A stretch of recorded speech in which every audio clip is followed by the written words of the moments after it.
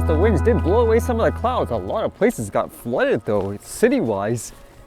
And what did I read today? How about this one? I guess more news about how places like Ukraine are getting funded for things like drones. A lot of money too. This one says Zelensky says US to give Ukraine $800 million for drone production. This probably doesn't sound too good to some people in the US anyways, with all that stuff about the hurricanes and so forth, people getting no money, and then here like it's $800 million just like that, huh?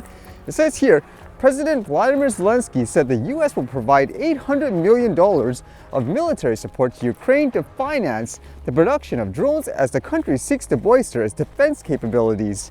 Every meeting with our partners involves discussions about the defense industrial complex, Zelensky said Monday in a daily address to the nation. We need Ukraine to be able to defend its sovereignty and independence regardless of any political threats in the world, he said after meeting with the U.S. Defense Secretary Lloyd Austin in Kyiv. And with that thought, people are not just trying to find ways to get drones to fly in the air, how about to take them out as well? More news about that. This one says Wild Hornets, latest development will sting Russian Shahed drones. The Ukrainian volunteer group is developing first-person view drones designed to intercept Russia's Iranian-designed kamikaze drones, the scourge of Kyiv and other cities. As Russia launches as many as 80 of its Shahed 136 Grand 2 kamikaze drones against Ukrainian cities every day, there is a need for a cost-effective weapon to use against them to minimize the number of expensive missiles expended from the limited stocks Kyiv holds.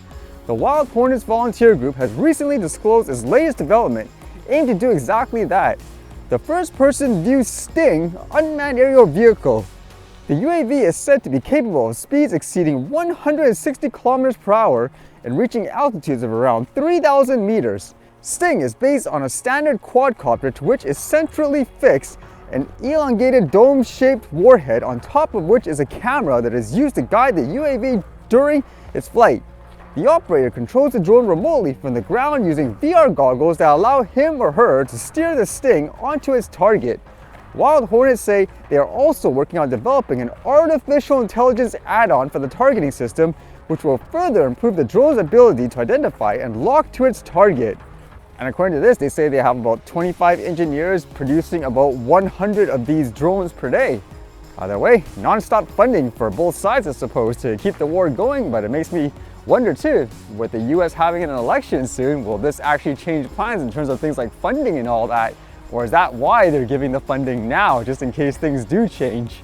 Although with something less, I guess, violent, how about this one? It's kind of interesting. You know, there's a lot of car manufacturers interested in the idea of integrating drones with the vehicle. This one says Ford wants its cars to have drone-based security. Home security is a big deal these days, and Ford has an idea to get your vehicle in on the action. The automaker recently published a patent detailing a vehicle-based security system, but it doesn't simply monitor the vehicle, just the opposite in fact. The vehicle monitors you, and it uses a drone to see areas beyond the street or driveway. Is this supposed to be a more advanced way for the car to get information about the road to be safer? I would imagine it would be useful for things like autonomous cars, for example. And it says the patent was filed back in 2022 called Systems and Methods for Providing a Vehicle and Drone-Based Security Service. Reading through the patent speak, we learned that the vehicle in question can be anything from a sedan to a truck that carries at least one drone. It's not just a platform for carrying and launching the drone, but rather the command and control center for all monitoring activities. Areas for monitoring are established and prioritized by the vehicle owner. From there, onboard systems take over using a wide range of tech. The patent mentions everything from radar to infrared cameras, ultrasonic detectors, and capacitive sensors mounted to the vehicle. In theory, it serves as a primary surveillance machine parked in a driveway or street, keeping an eye on the front of the house. To reach other areas, it can launch at least one drone to monitor a predetermined area where the vehicle can't see. Ford even describes the routes for the drones to fly like a sentry on patrol. Well, it's kind of interesting, I suppose. And as mentioned, the rains caused a lot of flooding around the city. Fortunately, not around this area in particular. Like, look at these videos and stuff being posted by the police. It says West Van Police is warning residents that the BC storm is causing challenges in West Van. Of note, West Van and eastbound ramps to BC Highway 1 at 21st Street are closed due to flooding, pooling water, and popped manholes causing issues along Marine Drive from Taylor Way to 24th Street, 21st near Queens closed due to flooding. I know there was a record of sort, they said, in terms of moisture or something like that anyways, back in September. And we're usually used to having it rain a lot, but I guess this was just even more than expected. Crazy, huh?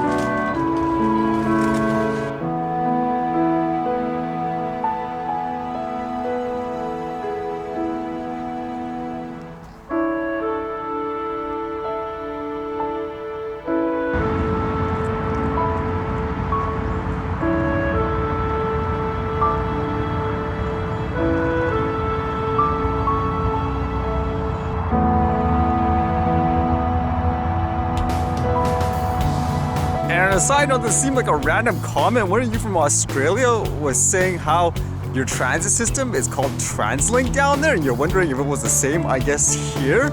I'm not sure how that actually came up, but I'll walk by and it is indeed called TransLink here as well.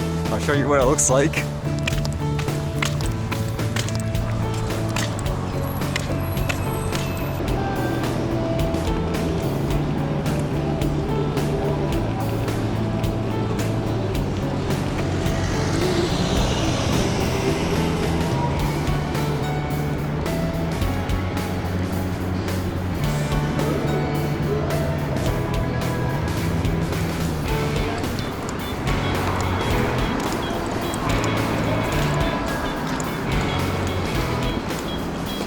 Yeah, not a lot of people obey the signs, as you can see, regardless of how many signs you put up.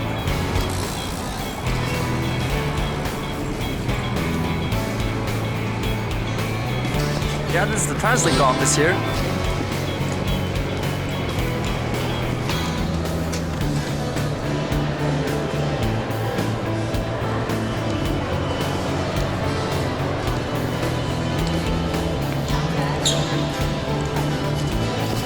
This is usually where you buy the tickets.